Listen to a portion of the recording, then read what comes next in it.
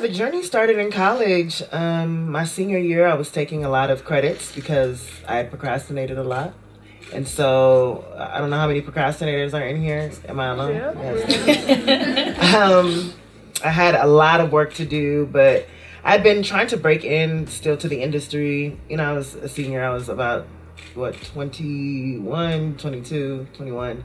And submitted scripts to competitions, had gone to LA with a writing partner to try to sell a movie that featured a predominantly black cast, and was just constantly told that there wasn't room for these types of stories. And so being in school, being surrounded by, my peers, my friends, black people, I was just like, oh, I have this idea for a mockumentary series that I want to shoot about what it's like to be black at my college, Stanford University.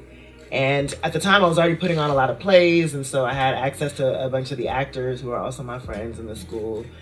And I was addicted to Facebook.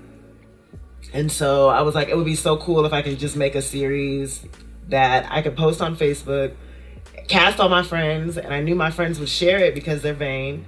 And then, maybe it could spread the word about the series. And so I, wrote it really quickly and shot it and produced it, brought a camera from the library, and it spread to different schools. It spread to different other Ivy League schools where people were like, this is my college experience. And it reminded some people, I was inspired by the series A Different World in addition to The Office. And so for me, that was an epiphanous moment where I was like, wow, I just created this from scratch. I put it out there directly to an audience, and no one told me I couldn't do it. No one was able to say no. No one was able to say there is an audience for it. And, contrary to believe, there was. I had direct access to one. And so that was, for me, a moment where I was like, I should keep doing this. But then I graduated and went to New York and tried to pursue, again, traditionally theater and television and film. And was just always thinking about, like, I know that I can do this.